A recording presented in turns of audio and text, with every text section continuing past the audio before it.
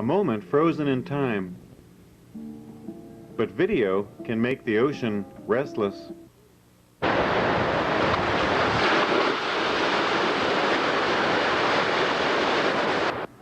Old films can bring family memories to life.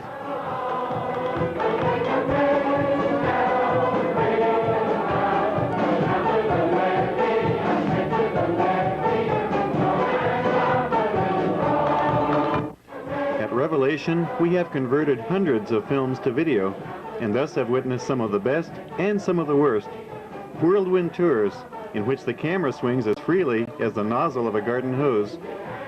Take your Dramamine and watch along.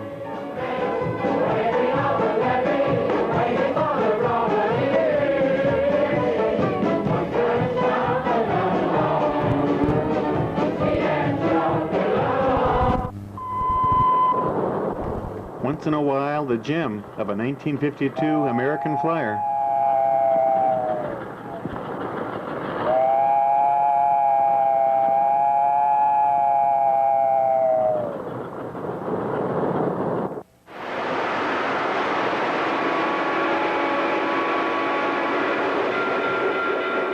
Or the dizzying joy of a boy's first Lionel.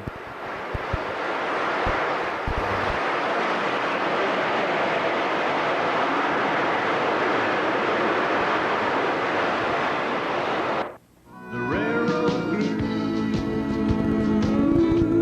the railroad blues. And we get clips, such as this 1962 accident somewhere on the Baltimore and Ohio. Long, long way to go. So you've got a camera, you found a train, and you're ready to get rolling. Long way to go.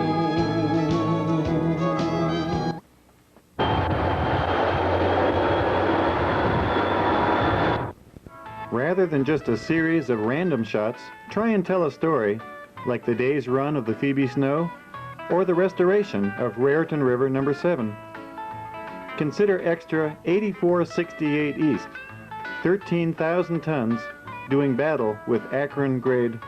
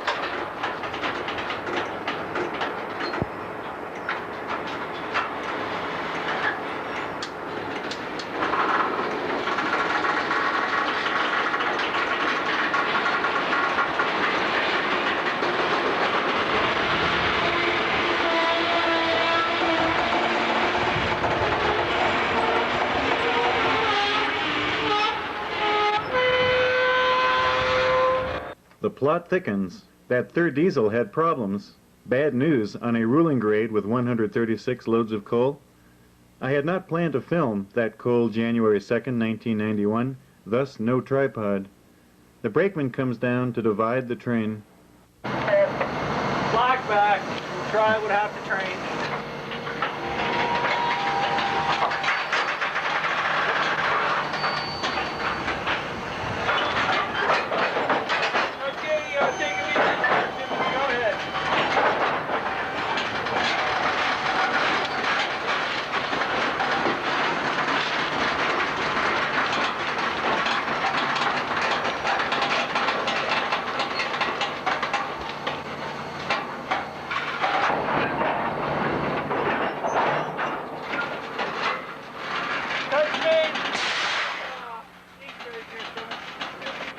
The first half of the train proceeds to a siding at the top of the hill.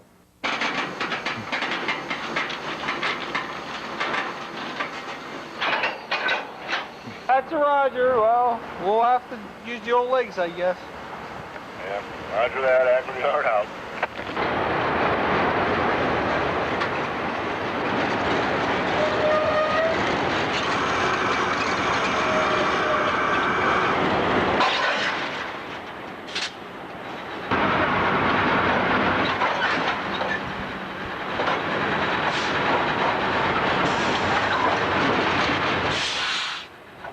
After checking for hobos, the second cut is ready to struggle up the hill.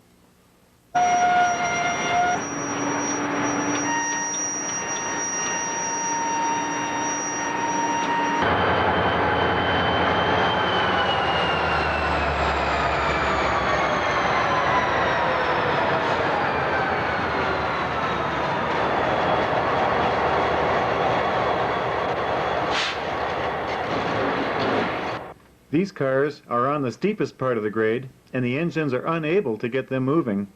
So a boost is provided by power borrowed from a following train.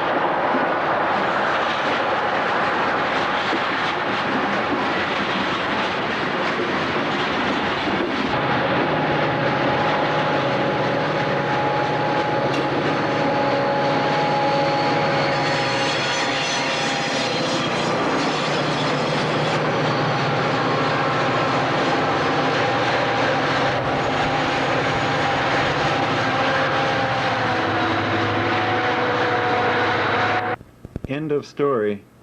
Thinking ahead can save a lot of running around when it comes to trains. Try and map out your locations.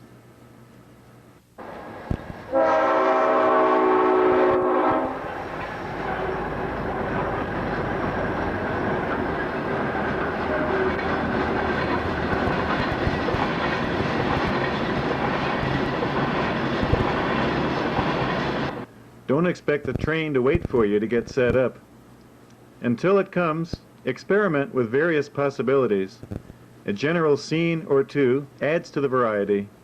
Don't overlook the quiet moments.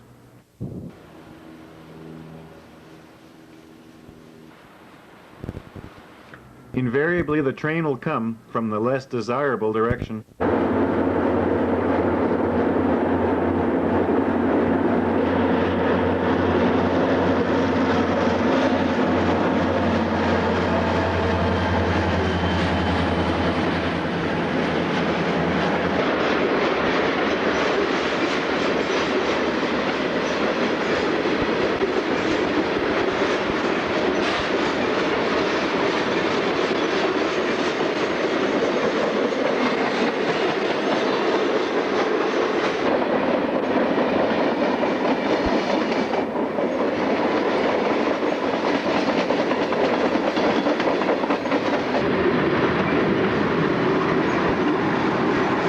And the second you leave, the one you wanted comes along. Time for a grab shot.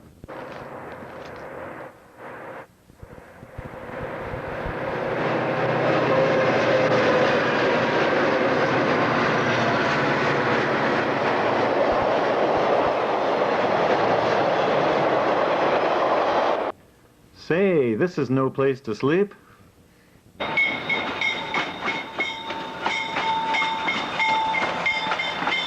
Never stand on tracks. Viewfinders can limit one's field of vision. Trains can appear unexpectedly.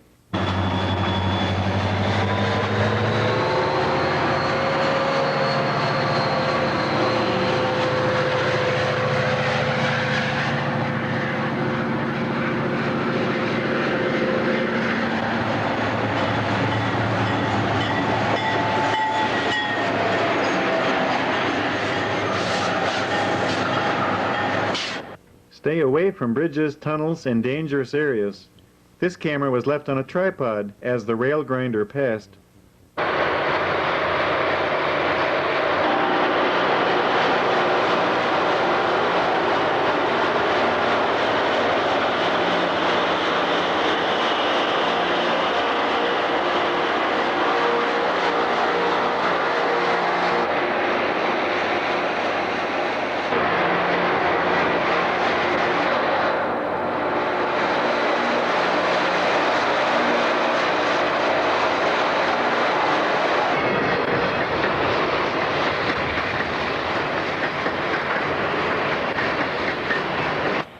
Here's the end product, a nice smooth rail.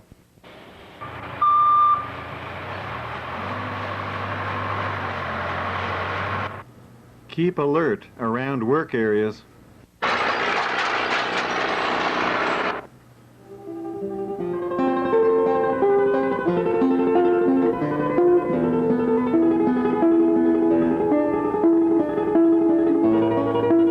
A view of an already interesting train, enhanced by the unusual foreground and the station. In 1973, the Delaware and Hudson celebrated its 150th anniversary with this special display train.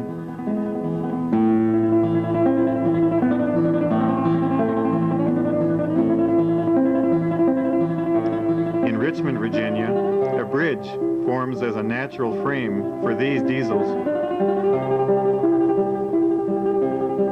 Likewise, in Millburn, New Jersey, a catenary pole and a bridge serving as a double frame.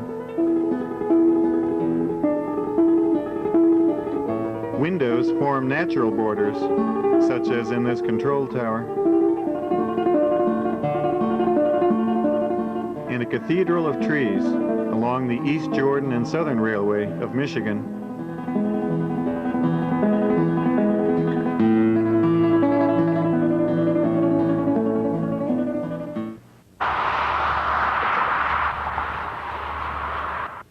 Large backdrops like this blimp hangar in Akron can dwarf the local freight for Canton.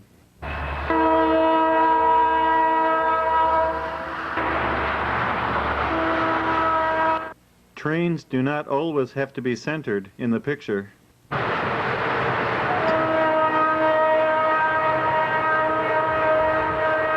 Passing near McKinley Monument.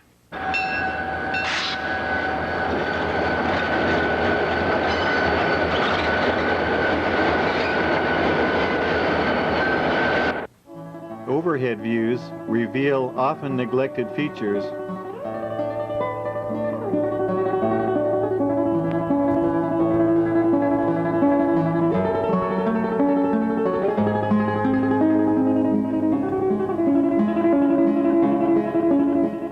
And an underside perspective showing the Sanders to good advantage.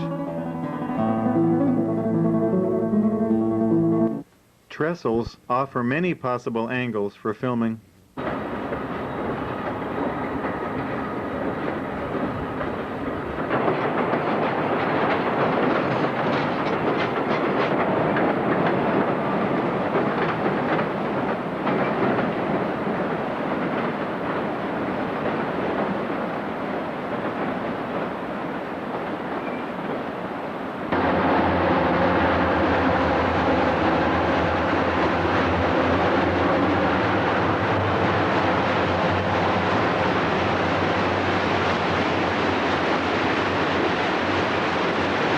Keep an eye out for photogenic locations. In our next train, at the Kent Waterfall, the Conrail engine and the Erie Depot lend extra interest.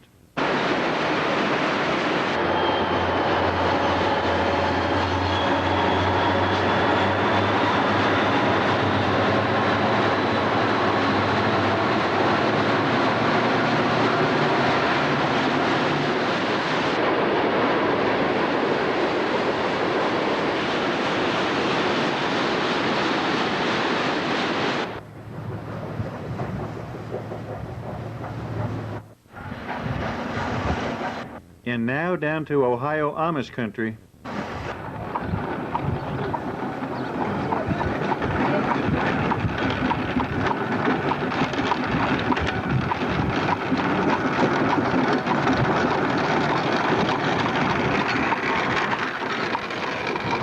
An interesting comparison, horses and iron horses.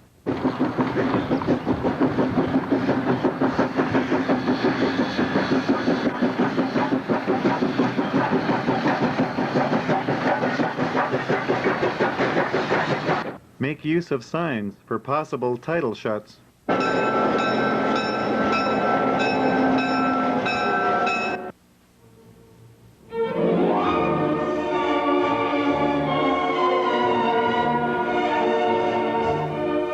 As in the case of still photography, lighting can really enhance the subject.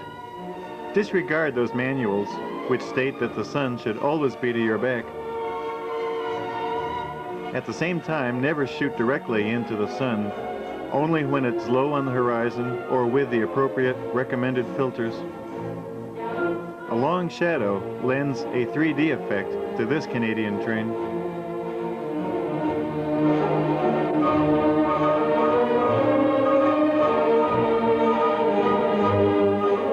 Here there's no sun at all, but still a very interesting lighting effect.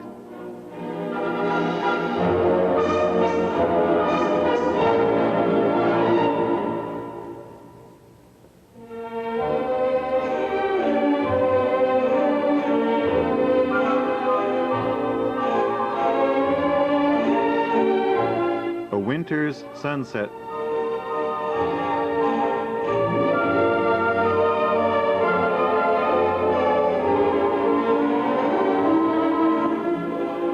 Lines of these locomotives are accentuated by looking toward the sun.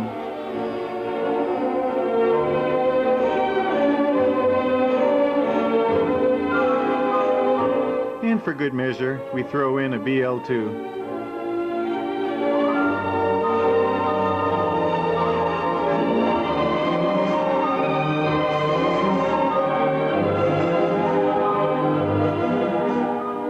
Now let's compare two trains taken at the same location at different times of day. The first one in the shadows, kind of a silhouette effect, as a big EM1 works up the grade between Kent and Ravenna, Ohio.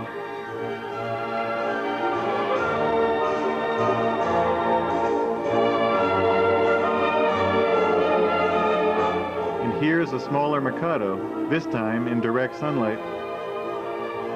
It's not that one is right and the other wrong, it's just a matter of judgment. Which one do you prefer?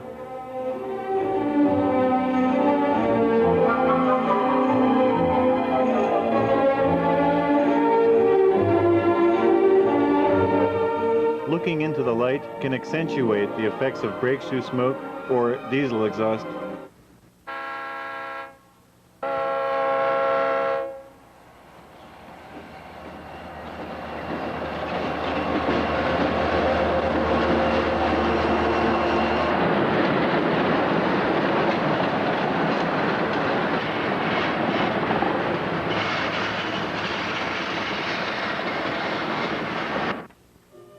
Here's a double dose of diesel exhaust and brake shoe smoke at Horseshoe Curve.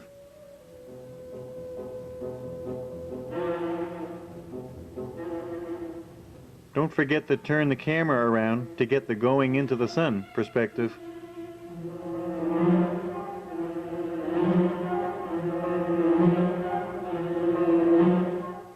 Here are a few studies in shadows.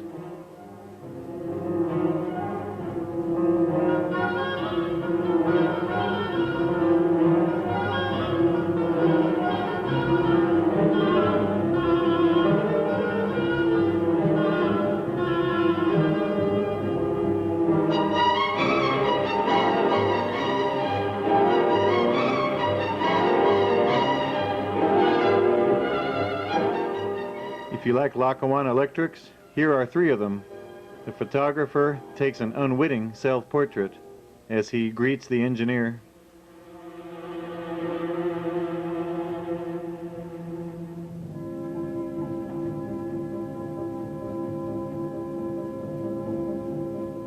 Before the third train comes, he zooms himself out of the picture.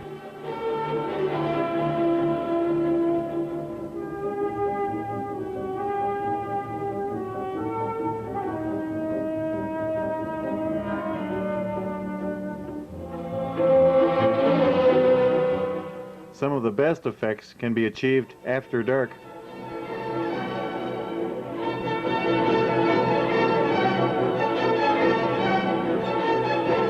A night train passes through Alliance, Ohio.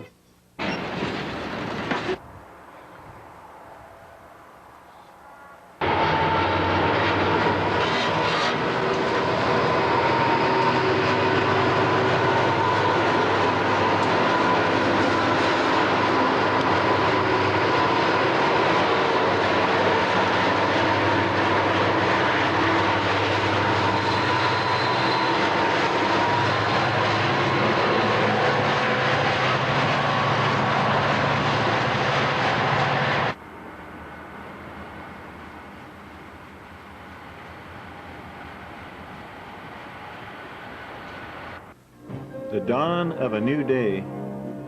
But what if your day isn't a sunny one?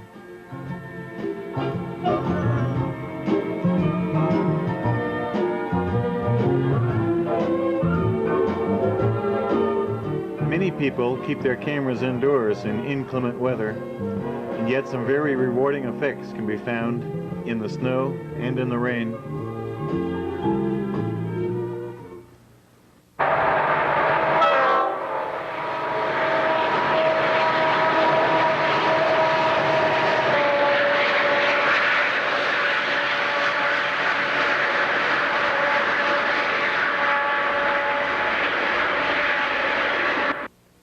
Did you spot that icy piggyback?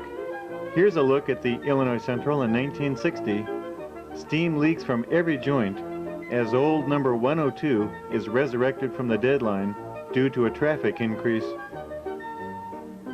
If you're a steam fan, there's no better time to be out than in the extreme cold.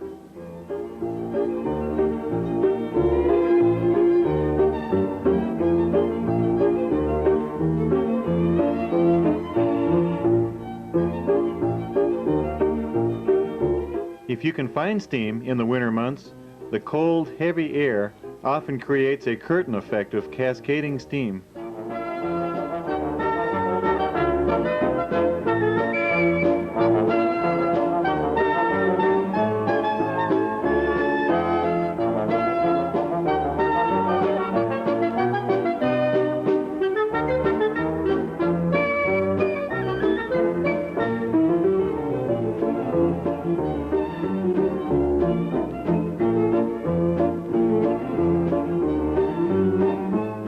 Here's a scene to please diesel and steam lover alike, as a Western Maryland special fights upgrade west of Cumberland, Maryland.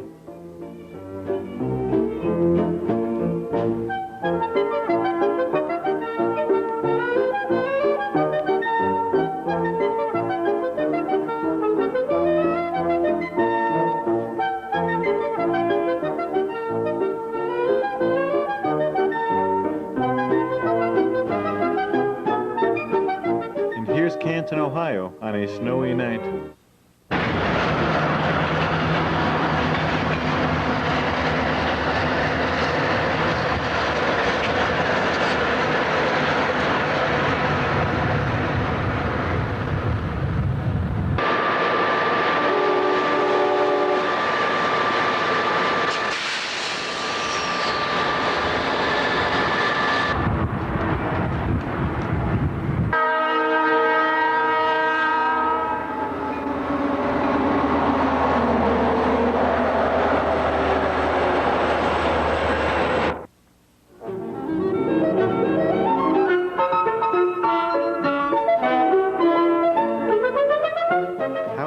Severe winds.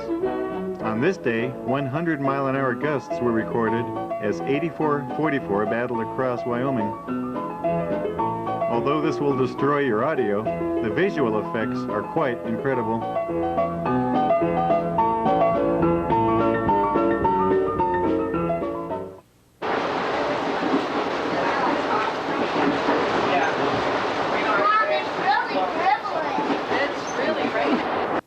if you're a fair weather rail fan, just wait. The sun will come out again.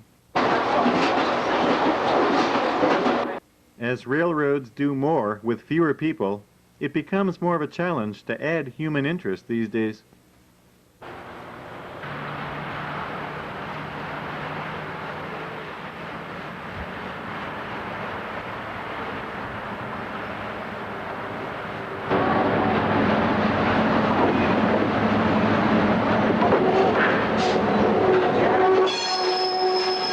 There is no longer a Hudson operator.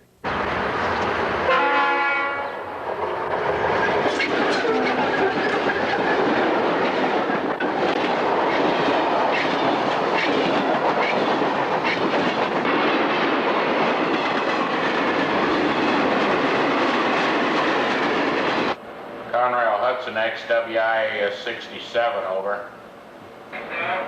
You're reported with brakes sticking about the 46th head car. Passenger stations fit the bill rather nicely for this category.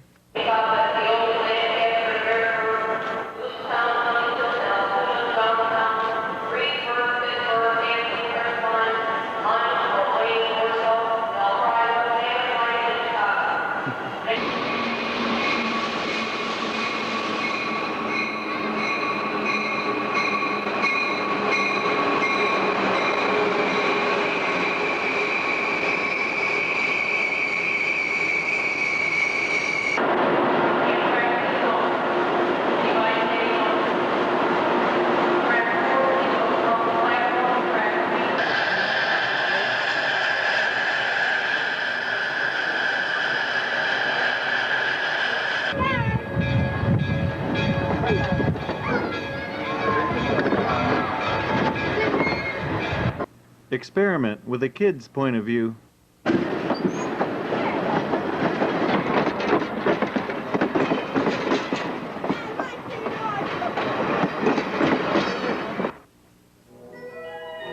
Like the baton in a relay race, the fascination is passed on to a new generation.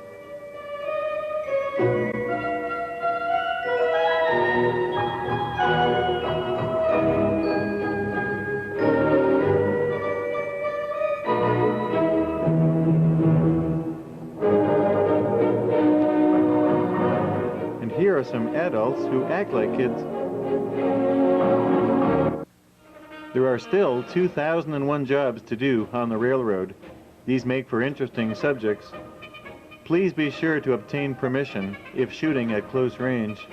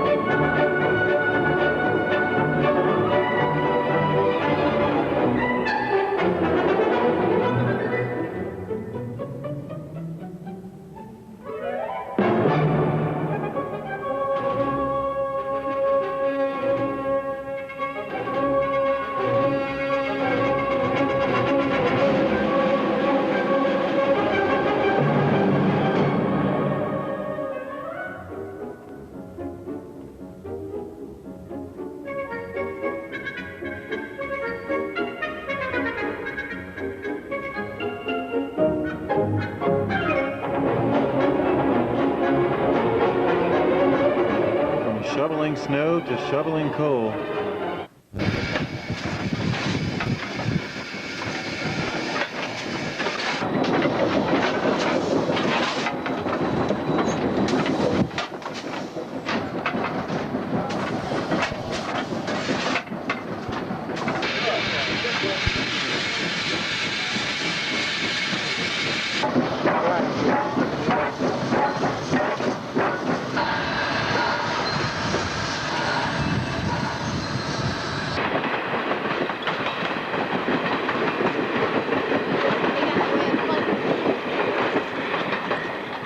Yes, railroading is for and about people.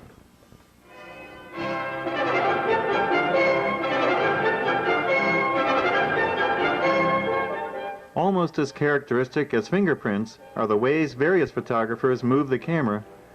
Some would argue the best thing is to use a tripod and then let the trains do the moving.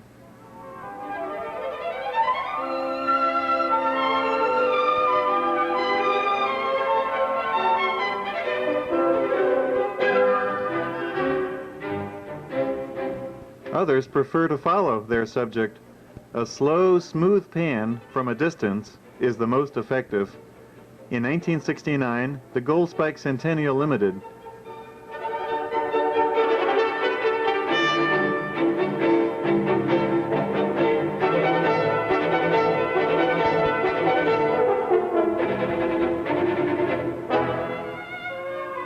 Milwaukee electric and diesel power in this partial pan.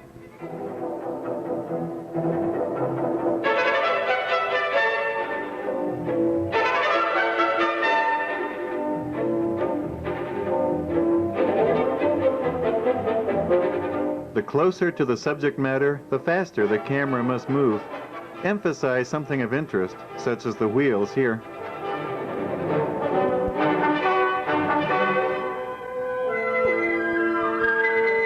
Now let's head up to British Columbia. In the cab of a locomotive, it's not possible to use a tripod. Here the camera was balanced on a milk crate.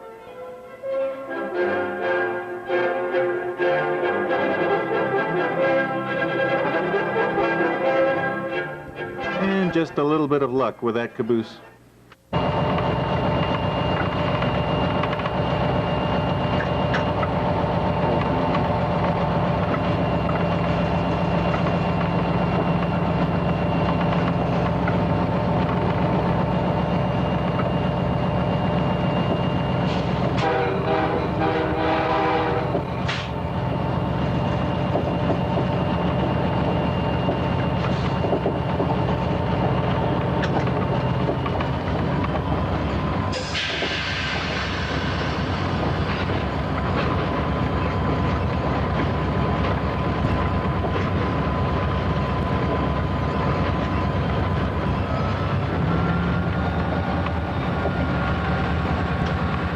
And now the same location from a caboose with no support.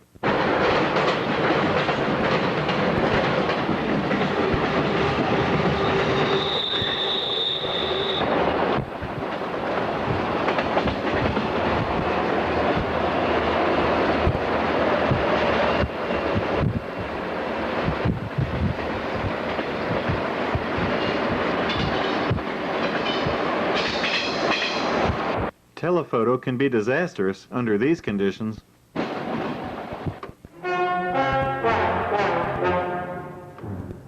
Zooming helps establish an overall scene. Often used from panoramic viewpoints. Think of the logic of climbing a high distance above the track to use a zoom lens to get close again. Nice to mix up some distant and some close-up shots.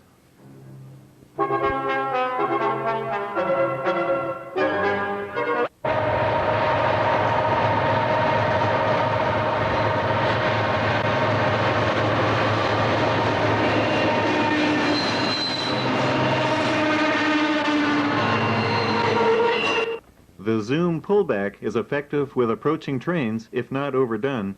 A little more luck as the Pennsylvanian overtakes.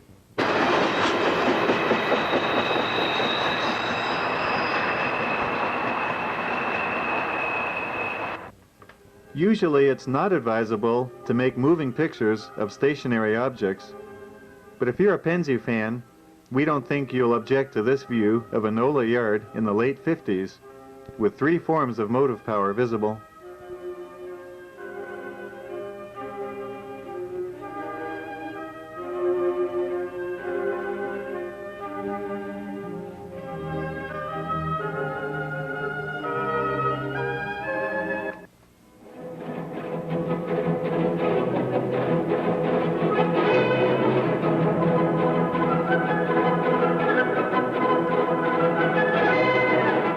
This is not advisable.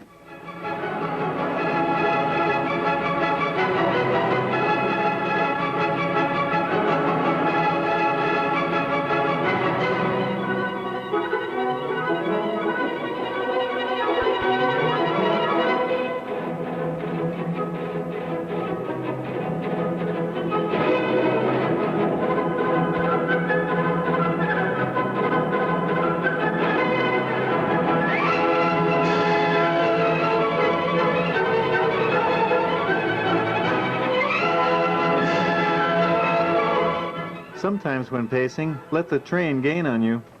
And by way of a preview, a B&O Pacific lines out at 80 miles an hour.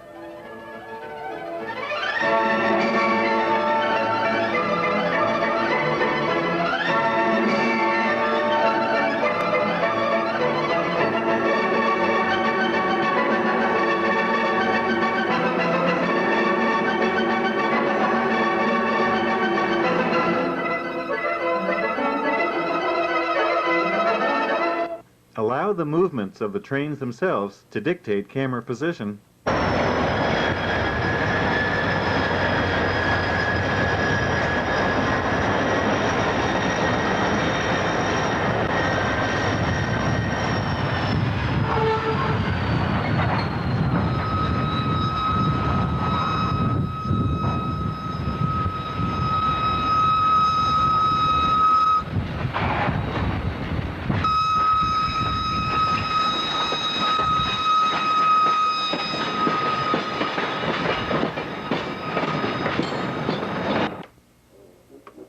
The Pittsburgh and Lake Erie station nicely reflected in a brass handrail.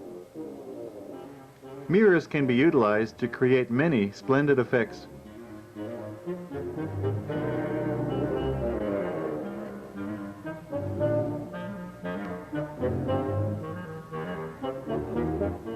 Unique split imaging catches the same train coming and going.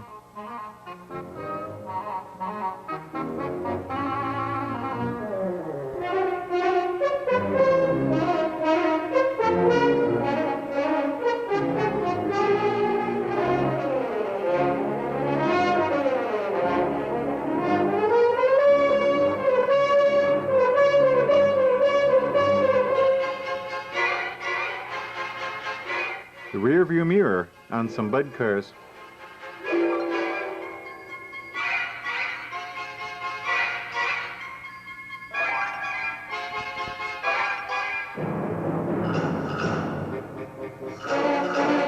Water, of course, is a natural mirror.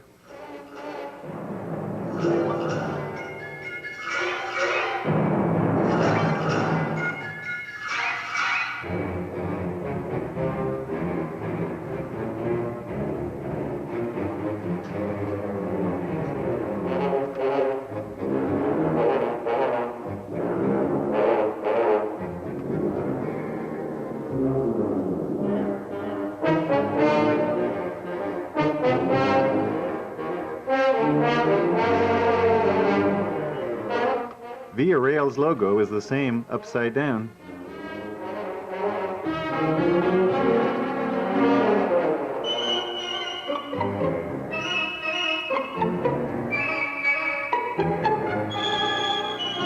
Hey, let's turn the Rio Grande Zephyr into the ski train.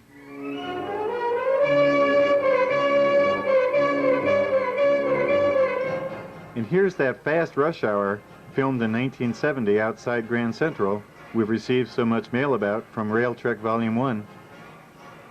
This was a handheld framer from an 8mm camera, so this is not a video trick.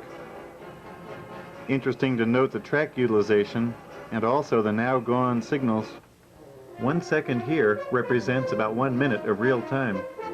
Look to the left as the engineer sticks his head out the window.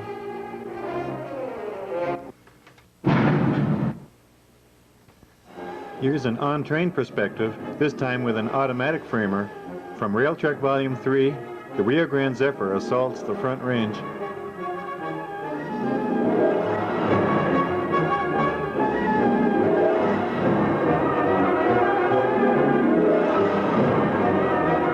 Looking back from the observation car, note how the horizon tilts slightly as we round the super elevated curves.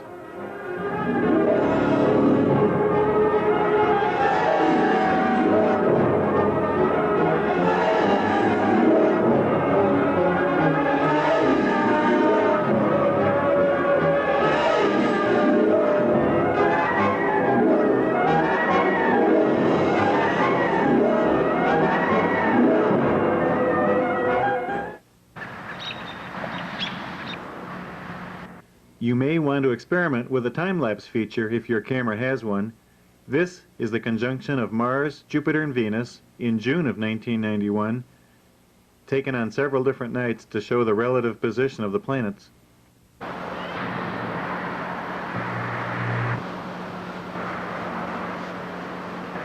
If you had the patience, you could condense one day at, say, a major classification yard. Here's some effects using the high-speed shutter. One thing I like about it, you want to look through it, just sit right there, right there. If you want to record, you just sit in front. The same turns up? Yeah, that pops up.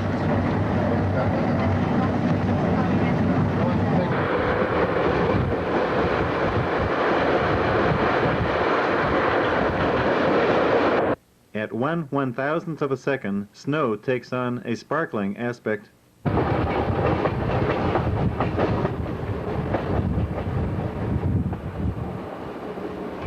In this dizzying trip through the Salinas Valley of California, even more terrifying on fast forward.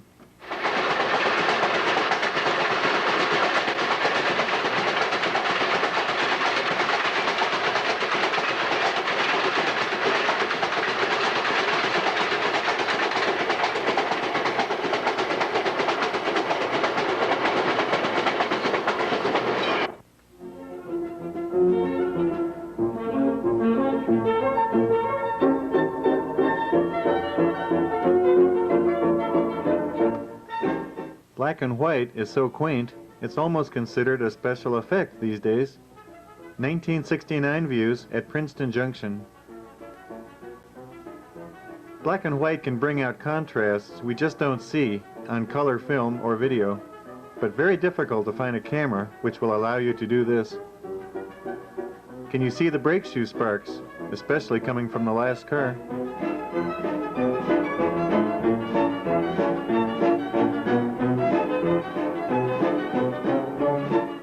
And now a quick trip over to Tehachapi Loop.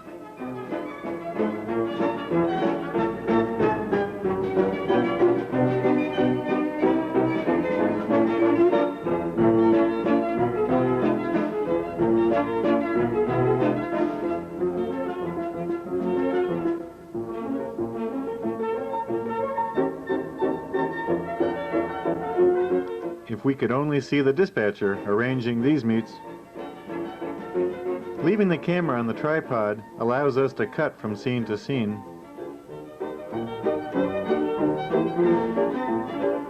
A little more luck as the engine neatly splits these two cabooses. But we rather suspect that this Richmond triple was staged.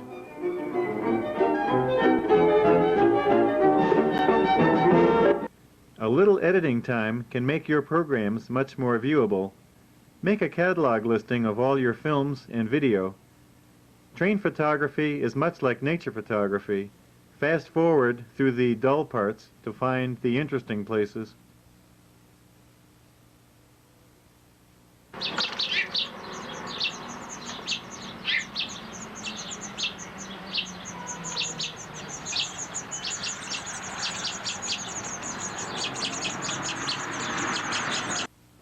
An hour and a half of film on these birds and only a few good scenes. Don't make your viewer sit through 20 scenes of the same engine switching back and forth.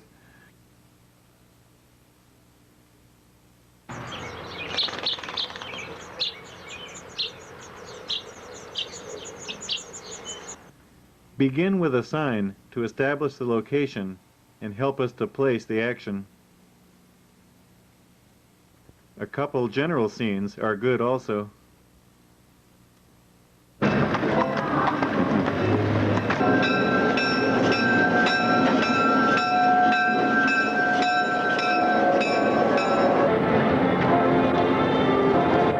Pick out some of the best scenes and eliminate those, well, it didn't come out quite so good.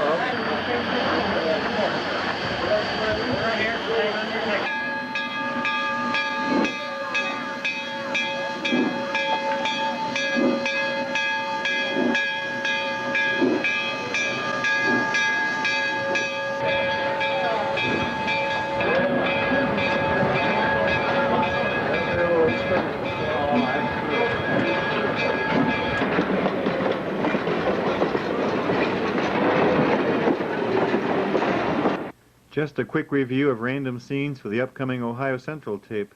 End with a fade out.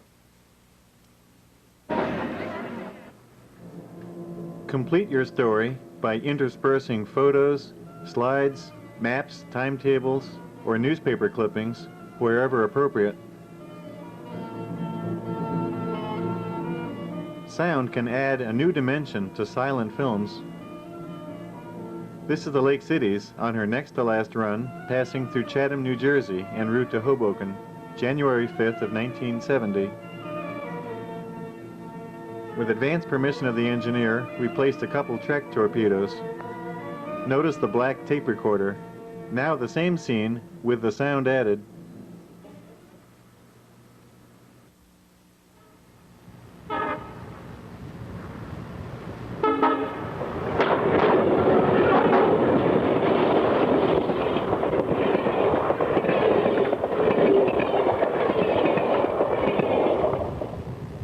Audio distorted by wind can be dubbed over with better sound.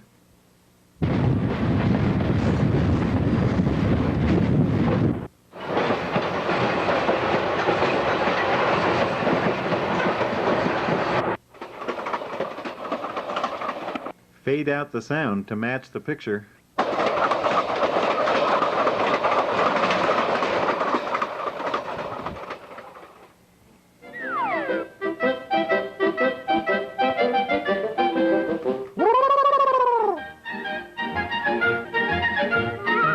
Wake up! The meteor is coming to Union Station.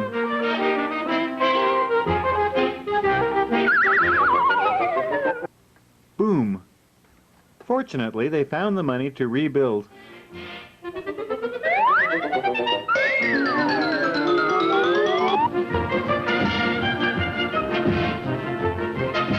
Time to take a train trip. This bud's for you.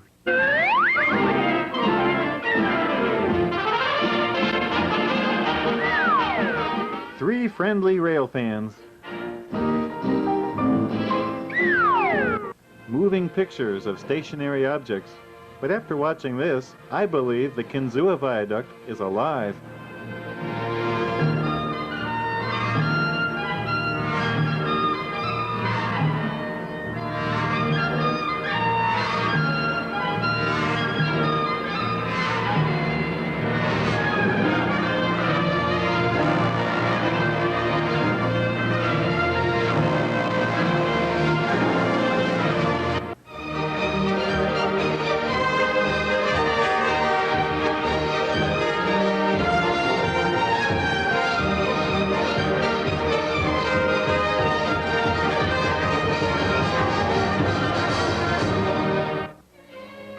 Nothing like a nice out-of-focus shot or two. So excited to see these rock islands, photographers zapped them out of existence. Yes, train watching can be very educational. A time-lapse foiled by that little yellow van. Blip!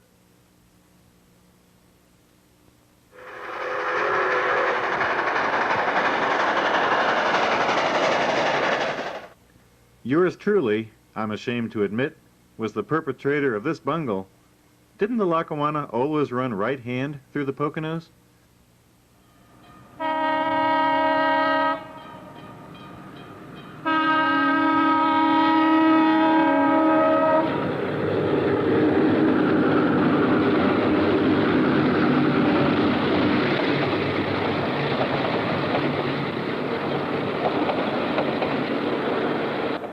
If your tripod goofs up, you can always try kicking it.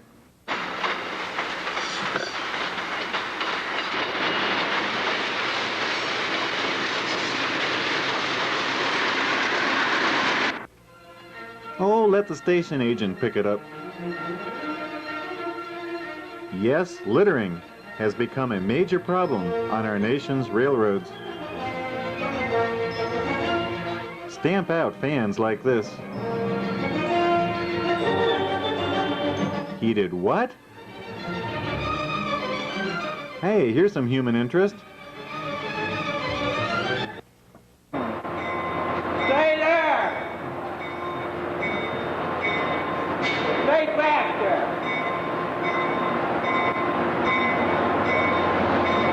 Come on! Make up your mind!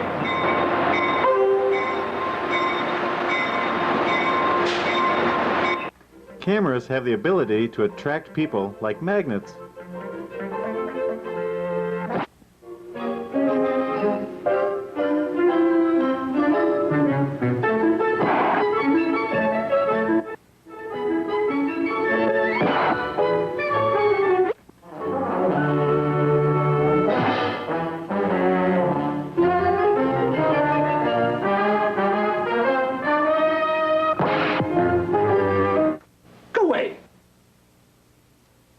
Completion of the Transcontinental Railroad connection. No matter how sophisticated the camera, it always helps to remove the lens cap. Gentlemen of the Pacific Railroad, the last rail needed to complete the greatest railroad enterprise the world has ever known. What happened to your camera, Pat? It fell down on the railroad tracks. And other things get in front of lenses, such as this neck strap, although we saved the scene for the nickel plate video. This finger, though, was a bit much.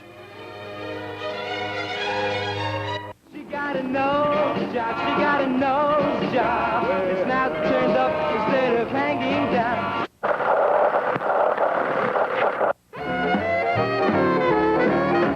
Before rushing off to that next photo stop, it helps to turn the camera off.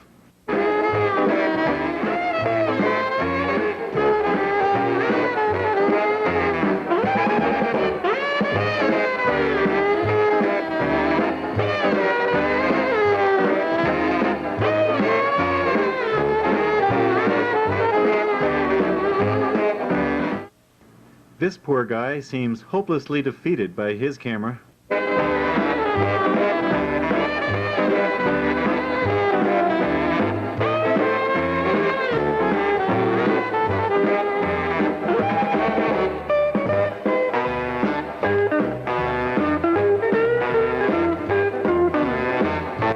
Video cameras always run when you think they're off.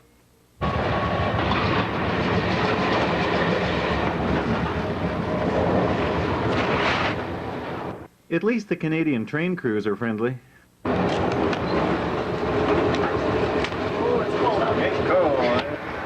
I told you to shut that door, eh?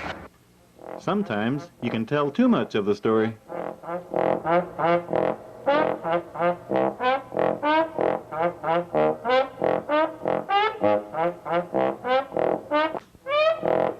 The Erie has some staggering grades.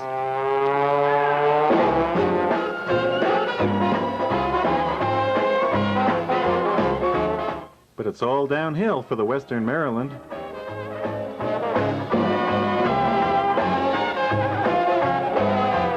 Pittsburgh's trolley system has some rather unique hills.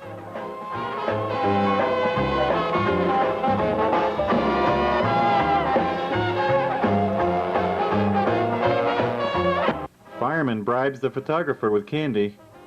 Remember those old wind-up cameras? Here's what happens at the end of the wind. And then you don't get much if you forget to wind it at all. Parallax. A lot of head-end business on the Phoebe today.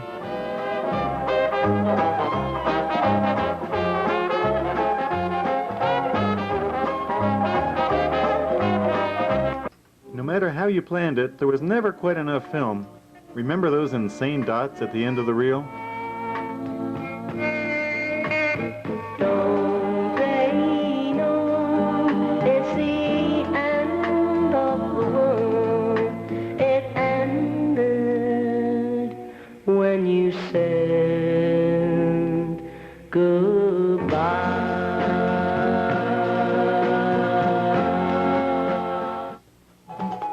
A messed up camera can make the photographer look like he's operating a jackhammer.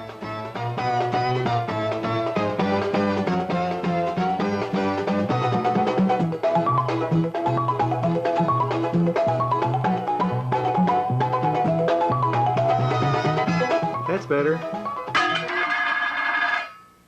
A Kodak color blooper, and then an incorrect camcorder setting.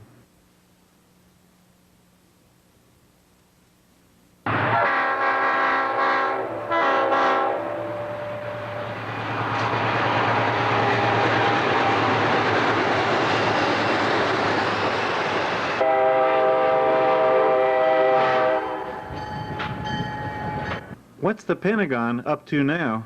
Hey, those are A-bombs, man. They're burying them underneath there. They put that coal on top. Look like they're taking coal someplace. I don't know. Yeah, it is. It's all A-bombs, man. All lined up ready to roll.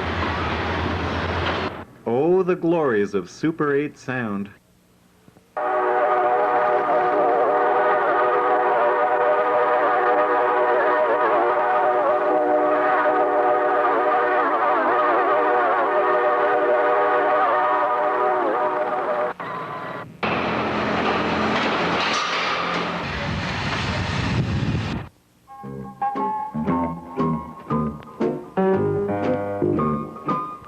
And so we dedicate this volume to fun-loving fans everywhere, until we can dig something up next time.